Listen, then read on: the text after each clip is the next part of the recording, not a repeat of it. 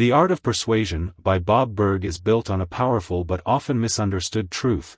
Persuasion is not about manipulation, pressure, or clever tricks. It is about understanding people, building trust, and creating genuine value. Bob Burg explains that most people fail at persuasion because they focus on what they want rather than what the other person wants. True persuasion happens when communication shifts from self-interest to service.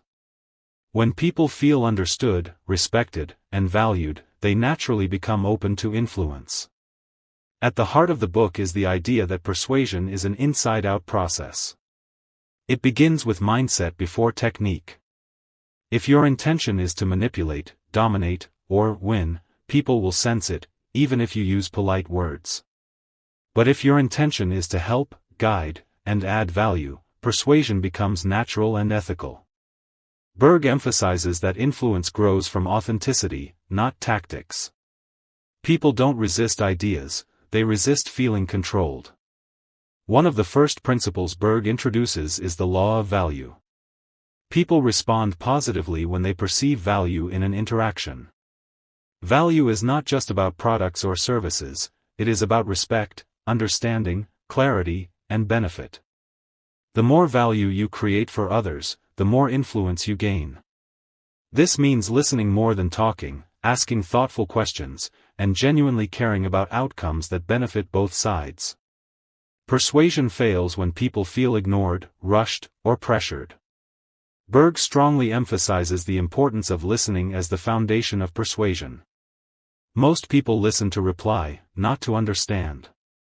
When you truly listen, you discover motivations, fears, desires, and priorities. This allows you to communicate in a way that aligns with what matters to the other person. Persuasion is not about changing people, it is about connecting with what already matters to them.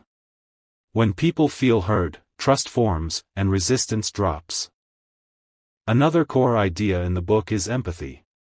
Empathy allows you to see situations from another person's perspective. Burg explains that people make decisions emotionally first and logically second.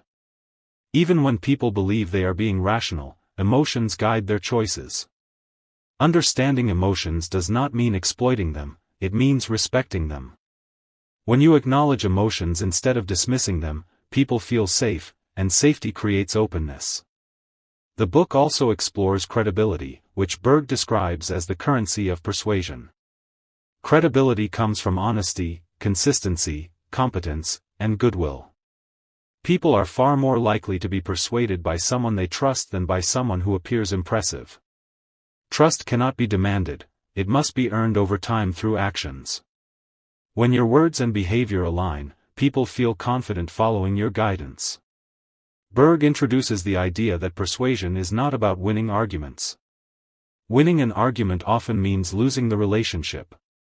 When people feel defeated, embarrassed, or forced, they resist internally even if they agree outwardly. Effective persuaders focus on collaboration rather than confrontation. They aim for mutual benefit rather than dominance. This mindset transforms conversations from battles into partnerships. Another major lesson in the book is clarity of communication. Many persuasive failures happen not because people disagree, but because messages are unclear. Burg explains that confusion kills persuasion. If people don't understand your message, they won't act on it. Clear communication means using simple language, avoiding jargon, and explaining benefits in relatable terms. The clearer the message, the easier it is for others to say yes. The book also highlights the power of framing. How something is presented often matters more than what is presented. The same idea can be accepted or rejected depending on how it is framed. Burg explains that people respond better when ideas are framed in terms of benefits, solutions, and opportunities rather than threats or demands. Framing allows you to guide perception without deception. One of the strongest themes in the book is ethical persuasion. Burg draws a clear line between persuasion and manipulation. Manipulation benefits one side at the expense of the other, while persuasion seeks mutual benefit. Long-term success comes from ethical influence because trust compounds over time. Short-term manipulation may bring quick wins, but it damages reputation and relationships. Ethical persuasion builds loyalty, respect, and lasting influence. Burg also discusses the role of confidence in persuasion.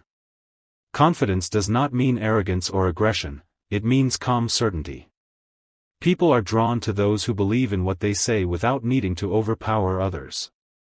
Confidence comes from preparation, belief in your message, and alignment with your values. When confidence is grounded in sincerity, it becomes persuasive rather than intimidating. Another important principle is asking instead of telling. Questions engage the mind, while statements often trigger resistance.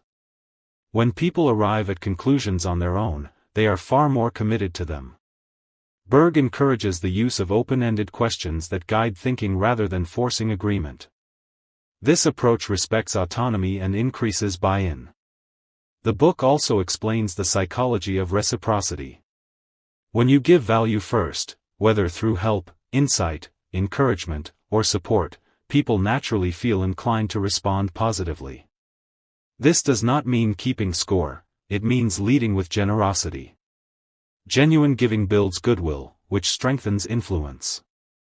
Burg emphasizes patience as a critical element of persuasion.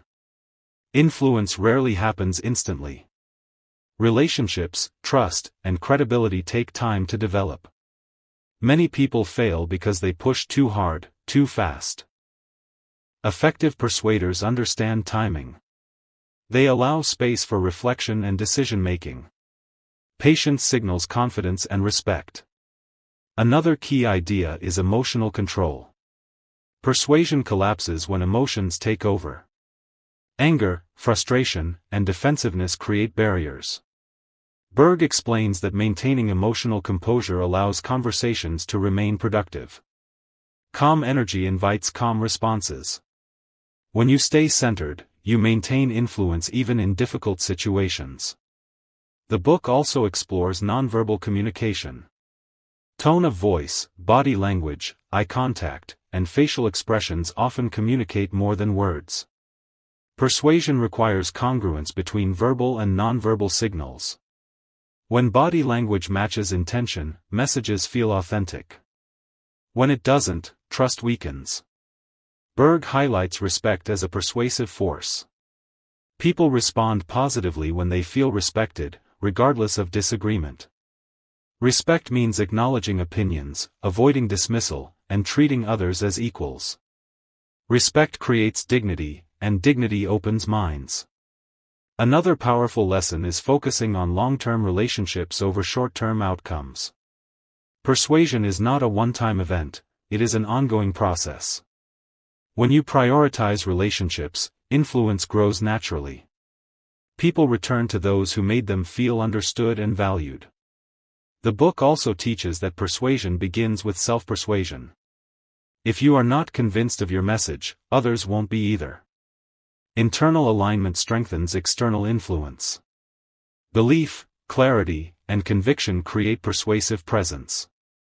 Burg concludes by reminding readers that persuasion is not a skill reserved for salespeople or leaders, it is a life skill. Every conversation involves influence, whether in relationships, work, parenting, or personal growth. When persuasion is practiced ethically, it strengthens trust, deepens connections, and creates win-win outcomes. Ultimately, the art of persuasion teaches that influence is earned, not forced. When you focus on understanding people, serving their interests, communicating clearly, and acting with integrity, persuasion becomes effortless. The most persuasive people are not the loudest or most aggressive, they are the most empathetic, trustworthy, and value-driven. True persuasion is not about control, it is about connection.